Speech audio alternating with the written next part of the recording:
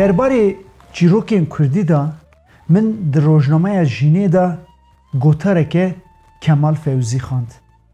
در سال 1920 دا به زانستی و پر خورد نویسی بو.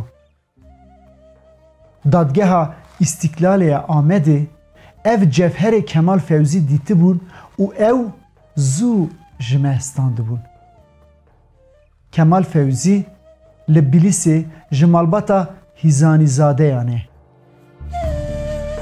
مالبات باجاری و حال و وقت وانجی باشه. قالی وی حسین بک سال 1800 دا ناوین دا باجاری بیتلیسی دبستانه که تایبت وکری بیه. باوی وی رشید بک به سالان دوزگری کریه. سری سالین 1000 نستی کمال فوزی و برای وی زیا هیچ 12-13 سالینه جبو خواندنی دچن باجاری استانبولی. کمال فوزی د دبستانا لشکری پانگالتیه زیاجی طبیعی قید کن. استانبول پایتخت امپراتوریه مزنه. کمال فوزی و زیا نه تنه برانه حوالی هون و به روح هفدو و گریداینه.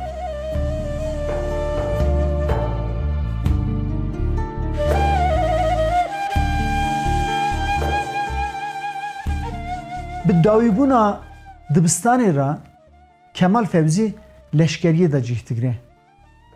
لی شهر بالکانا دا دما که هیچ 20 سالیه جلنگی خود بلیندار دبه اوی تقاویت کن.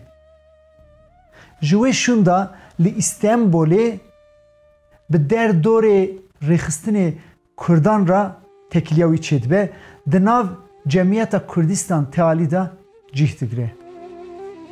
demek ki şunda Kemal Fevzi, Ali Bedirxan u Memduh Selim Bek riyawan ji cemiyetê vedqete bi tevî çend kesên din rêxistineke nû ava dikin. İçtimai Teşkilatiya Kurd.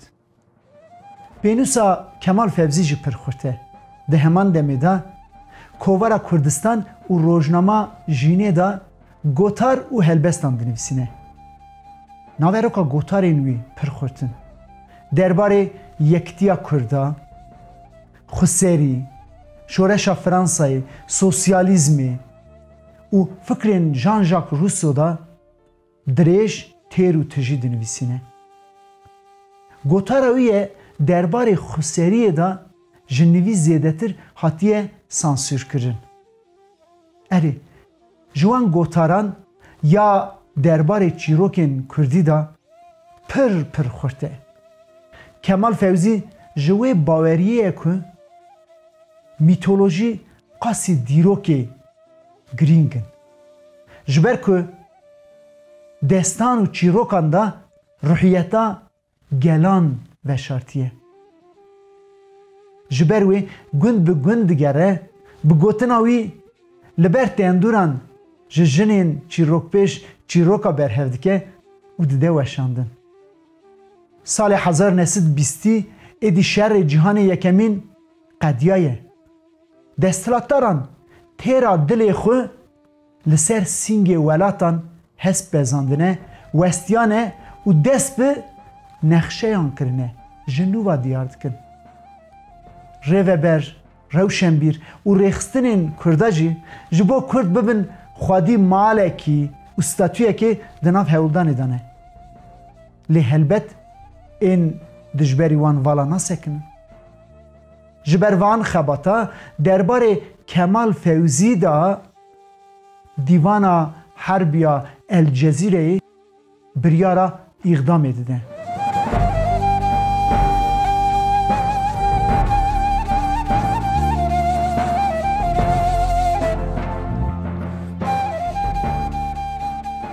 Kemal Fevzi li ser vê biryarê di sala 1923 da meha cotmehê derbasî Rojhilat dibe. Diçe Basmko.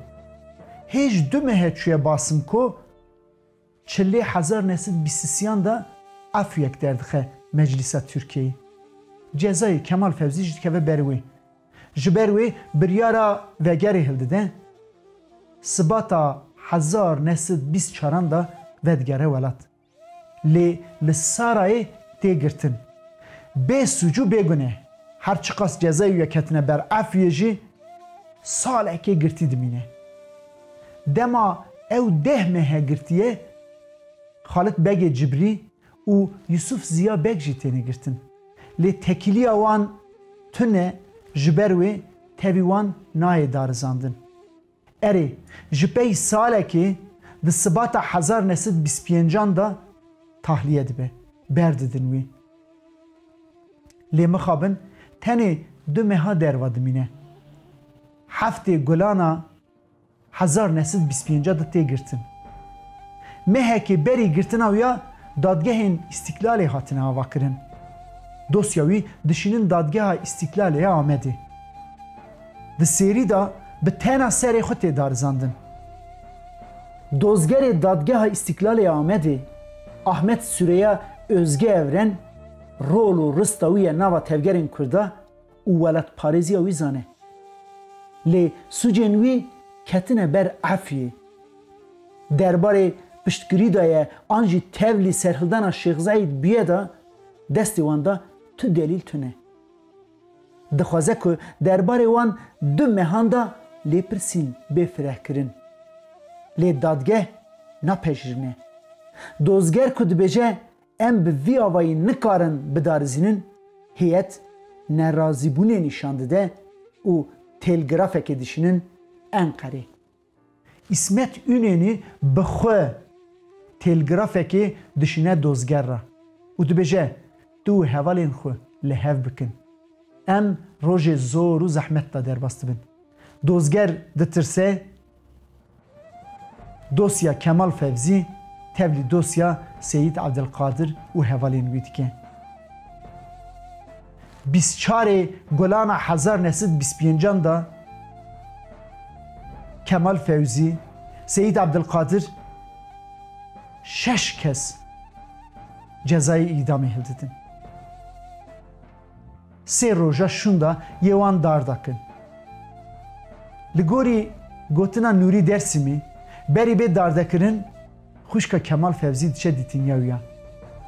Jêra dibêje bravo. Berxê nêr, berkir, berxwe bide. Erê Kemal Fevzî berxwe dide. Xwediyê hêviyên mezin e. Di gotareke xwe da vê hêviyên xwe ên derbarê civanê Kurda da wiha dibêje. Keç û xortên egît. Sedsala bîstemîn sedsaleke bêbext e. Di hêla zanist, teknîk û hişmendiyê da pir pêş de çûye. Lê hêla wîjdanê da ev sedsala ketiye. Gerre û kor e.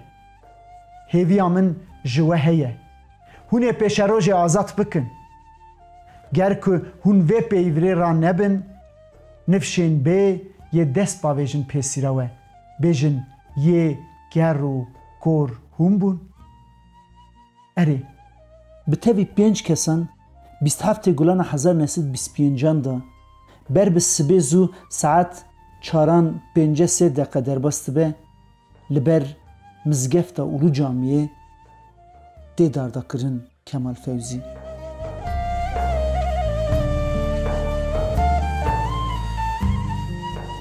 Dema ku Kemal Fevzî darda dikin, birayê wî Ziya li Gümüşxanê sertabîpê nexweşxaneyê.